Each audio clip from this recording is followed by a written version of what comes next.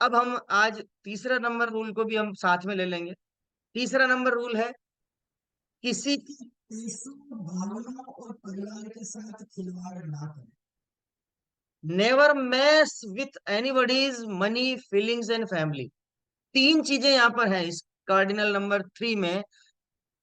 Money, feeling यानी भावना, and family परिवार। तीनों चीजों के साथ में आपको कोई भी मिसबिहेव ना करना है, खिलवाड़ नहीं करना है। ये ध्यान रखना, ये इसके इंडस्ट्री के रूल के खिलाफ है, आरसीएम के बिजनेस के सिस्टम के खिलाफ है। अब क्या है, थोड़ा समझते हैं। सबसे पहला पॉइंट है पैसा। पैसा एक ऐसी चीज है जो इंसान को तुरंत मोटिवेट भी कर देता है और तुरंत नेगेटिव कर देता है, नकारात्मक प्रभाव ज्यादा डाल। मोटिवेट कैसे करता है कि आपके हाथ में अगर पैसा आ गया तो आप बहुत गुब्बारे की तरह फूलेंगे, दमादम काम करेंगे। और जैसे ही जेब से पैसा खाली हुआ, आप नेगेटिव होंगे, फिर इधर उधर की बातें चालू हो जाएगी। अरे भाई थोड़ा सा पैसा चाहिए, दीजिए ना, थोड़ा सा हम दीजिए ना, अगला महीना हम आपको लौटा देंगे, हमारा थोड़ा अर्जेंट आ गया था ना। ये पैसा इतना पागलपन की हदों को पार कराने वाला एक तरीका है, जिसमें आप अपने पूरे बनाए हुए अभी तक के संबंधों को विद इन अ मिनट खत्म कर सकते हैं। इन पैसे से संबंध बनाए भी जा सकते हैं, पैसे से संबंध जन्मों जन्मों तक बिगड़ने के लिए मौका भी मिल जाता है। इतना काम, मतलब ये काम खराब है पैसों का। तो कभी भी टीम के साथ में, आपका जो परिवार, आपकी जो टीम है, डाउनलाइन हो चाहे अपलाइन हो, न तो अपलाइन से पैसे लेना है, ना अपलाइन को पैसे देना है, ना डाउनलाइन को पैसे देना है, ना डाउनलाइन से पैसे लेना है। ये इसमें कार्डिनल रूल है, सख्त रूल है। ये भी बहुत बड़ा पॉइजन वाला रूल। अगर आप लेन देन करते हैं तो आप इस बिजनेस में बिजनेस करने नहीं आए, आप अपने पांव पर कुल्हाड़ी नहीं, आपके गर्दन पर कुल्हाड़ी लगाने आए। अगर गलती से कभी ले लिया या कुछ भी है, तो आपको इसमें एक ही थंब रूल काम करता है, भूल चूक लेनी देनी। आप किसी भी व्यापारी के बिल पर देखा होगा, वहां पर नीचे नीचे लिखा होता है भूल चूक लेनी देनी। क्यों? अगर आपने ले लिया है और गलती से अगर आपका कोई भी कारण से पैसा, मान लीजिए आपको 5 तारीख को पेमेंट करना था, एग्जाम्पल। अब आपके पास में कोई सिचुएशन ऐसी आन पड़ी है कि आज 5 तारीख है और आज हम पैसा नहीं दे पा रहे हैं, दे उसको नहीं पहुंच पा रहा है। तो उसको इमीडिएट पहले आपको अपनी ईमानदारी रखते हुए कॉल करना है कि भैया जी ऐसा है कि देखिए सुरेंद्र जी, आपको बताना चाहूंगा कि आज आपको पैसा देने का वक्त था, आज 5 तारीख है, पर एक ऐसी स्थिति आ पड़ी है कि अगर आप थोड़ा सा मुझे कोऑपरेट करें तो आपको क्या 15 तारीख को ये पेमेंट करूं तो चलेगा क्या? अब आपने इनडायरेक्टली ये बोल दिया है कि सुरेंद्र जी को आज पैसा नहीं मिलेगा, 15 तारीख को दूंगा। लेकिन ये ध्यान रखना, इसी बात को कहने का तरीका जो था ना, कि सामने वाला आपको ये क्लियर कर देगा, बोल देगा कि वाकई में आपने मुझे, आपको इतना इंपॉर्टेंट पॉइंट को याद रख के मुझे फोन कर दिया, ये आपकी ईमानदारी है। इसलिए आज आपको मैं कोई दिक्कत नहीं, प्रेशर नहीं करूंगा, आप मुझे 15 को पैसे दे। लेकिन यहाँ होता क्या है, उल्टा हो जाता है। आदमी पैसा तो ले लेता है, ईमानदारी रखता है, हाँ लेने में ईमानदारी रखता है, लेकिन देने का जब बारी आती है ना, तो वो क्या करता है, फोन नहीं करते, रहने दो ना, जब उसका फोन आएगा ना तब हम बहाने बना लेंगे। इस चक्कर में सामने वाला तो आपको परख रहा है कि भाई ईमानदारी से पैसे दे देता है, अगर लिया है तो देगा। आप 1 दिन, 2 दिन, 5 दिन, 15 दिन, महीना, 2 महीना, 6 महीना, साल, 2 साल, 3 साल निकल जाता है, और फिर आप बोलते हो मेरा कौन सा पैसा बाकी है आपका। जब वो तकादा करता है, पैसा मांगने की कोशिश करता है कि भैया जी अब तो दे दीजिए ना, 3 साल हो गया है, तो उल्टा ब्लेम करता है, और मेरा कौन सा पैसा है, मैंने तो आपसे कभी पैसा लिया ही नहीं, और कभी लिया होगा तो मैं तो हाथों हाथ दे दिया उसी दिन, मेरे पास तो कोई हिसाब बाकी नहीं है आपका। अब यहाँ पर आपका जो पैसों की वजह से एक छोटा सा नेगेटिव कमेंट करने की वजह से आपका उस व्यक्ति के साथ उसके जहन में जो विचार बना, पैसों की वजह से वो जिंदगी भर के लिए ऐसा बन गया कि ये पैसा देने वाला इंसान नहीं है। ये बिल्कुल ऐसा है कि जिसके साथ कभी भी कोई लेन देन गलती से भी नहीं करना, व्यवहार करना ही नहीं है।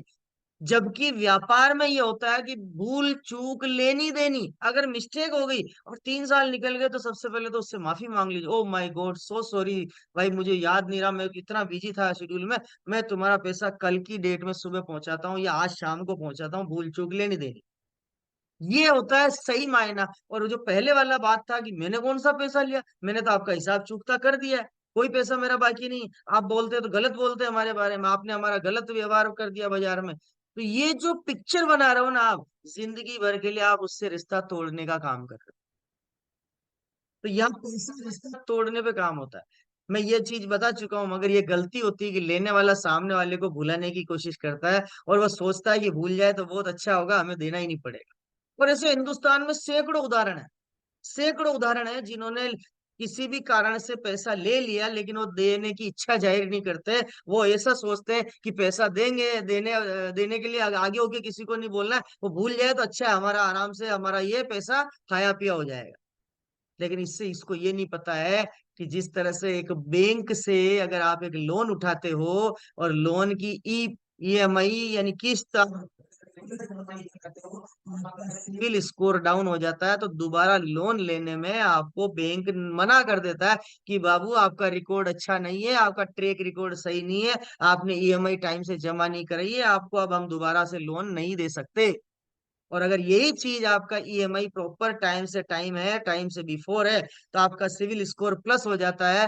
तो शुरू में बैंक वाला लोन कम देता है, और अगर वो प्रॉपर टाइम से जमा होता है तो दोबारा लोन लेने जाते हैं तो वो थोड़ा सा ज्यादा दे देता है कि नहीं भैया का ट्रैक रिकॉर्ड अच्छा है, बाबू का ट्रैक रिकॉर्ड अच्छा है, सिविल स्कोर भी प्रॉपर अच्छे ग्रोथ कर रहा है, इस बार उसको थोड़ा बढ़ा के दे दे। फिर आपने उसको प्रॉपर चुकाया, टाइम से चुकाया, तो सिविल स्कोर बढ़ जाता है, आपकी ईएमआई कोई भी माइनस नहीं होती। तीसरी दफे का लोन अगर आप लेना चाहते हैं तो आपको और बढ़ते हुए क्रम में मिल जाता है। यानी मैं कहना चाहता हूं, अगर आप अपनी ईमानदारी से अगर किसी के साथ भी कोई लेन देन किया है, तो उसको पूरी ईमानदारी के साथ उसको प्यार से जाकर के चुकाएं, और कहिए कि भैया जी मैंने आपसे आपने मेरी जो सहायता की उसके लिए मैं दिल से धन्यवाद करता हूँ, और आगे कभी ऐसी भविष्य में मुझे जरूरत पड़े तो मैं दोबारा आपके पास ही आऊंगा, क्योंकि आपने मेरी जिंदगी में इतनी बड़ी सहायता की, मैं कभी भूल नहीं सकता।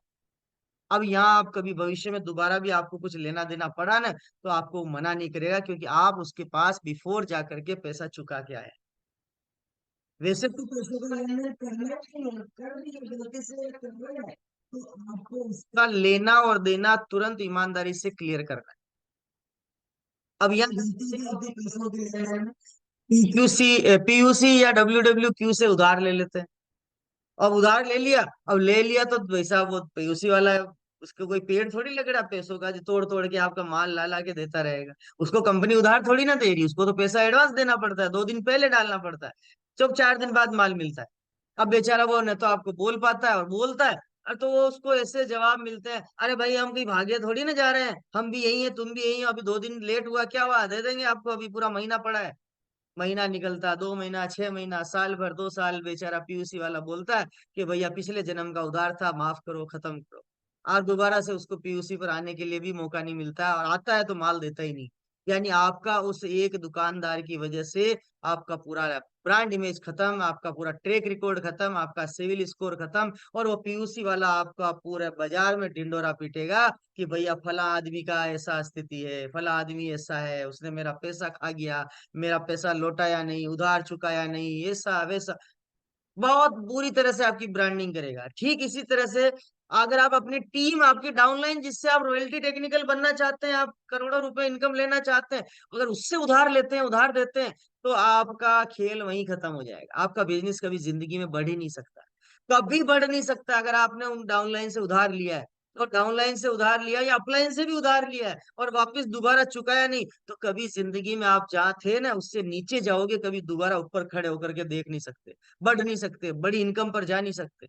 अपने डाउनलाइन से फालतू का खर्च अपने लिए करवा लेना। ऐसे भी बहुत सारे साथी हैं जो इस सिस्टम में, इस कार्डिनल रूल में, इस इथिक्स को भूल जाते हैं, और डाउनलाइन को ऑर्डर देते हैं, तुम हमारे लिए होटल बुक करना, हम आ जाएंगे, तुम हमारे लिए गाड़ी भेजना, हम आ जाएंगे, तुम हमारे लिए टिकट बनाना, हम वहां पर आ जाएंगे। ये ऐसा ऑर्डर डालते हैं जैसे वो बॉस है और सामने वाला नौकर है। इस तरह की स्थितियां होती है, तो ये भी काम जो करवाते हैं अपलाइन, ये बहुत रॉन्ग है, एथिक्स नहीं है, कार्डिनल रूल नहीं है। टीम के साथ अकाउंटेबिलिटी नहीं रखना।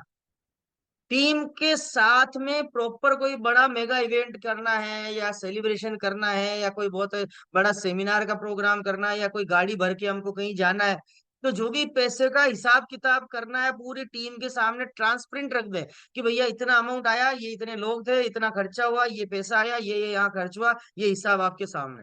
ये अकाउंटेबिलिटी होती तो सबका माइंड सेट रहता। नहीं तो किसी न किसी के दिमाग में कीड़ा काटेगा कि भैया उसने पैसा खाया है, या उसने पैसा जेब में रखा है, या उसने पैसा बचा लिया अपने काम में ले लिया, हमारा पैसा उसके काम आया।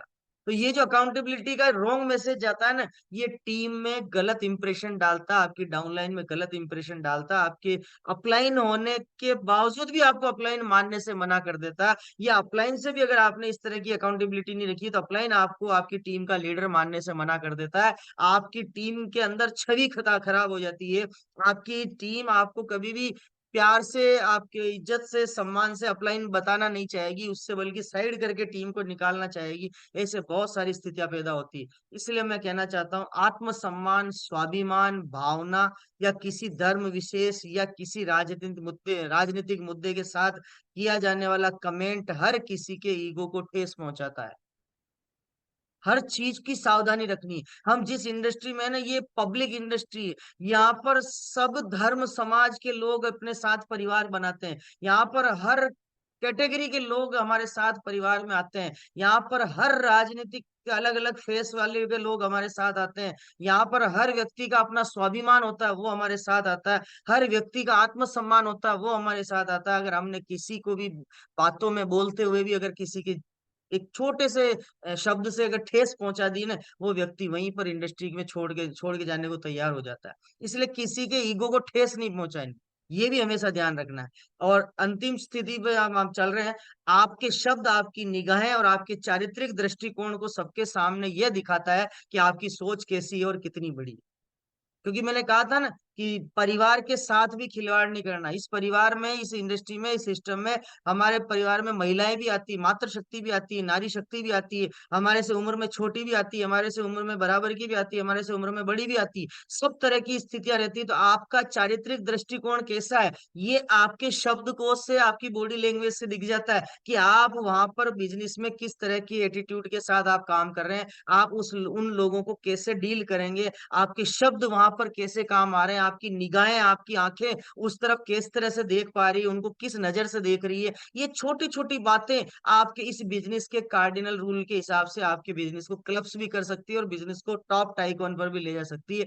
ये सोचना, ये सारी चीजें आपकी सोच को दिखा देती कि व्यक्ति का सोचने का तरीका कैसा है, उसके साथ काम करना चाहिए या नहीं करना चाहिए। इसलिए यहाँ पर है ना, तीनों चीजों पर ध्यान रखिए। पैसा, भावनाएं यानी आत्मसम्मान, और परिवार, ये तीनों चीजों के साथ में कभी भी खिलवाड़ नहीं करना है। किसी के भी साथ नहीं करना है। पैसों का, भावनाओं का और परिवार के साथ कोई भी खिलवाड़ नहीं करना चाहिए। आज हमने कार्डिनल नंबर 2 और 3 को हमने समझा। उसके बाद हम नेक्स्ट जो टॉपिक लेंगे उसमें कार्डिनल नंबर 4,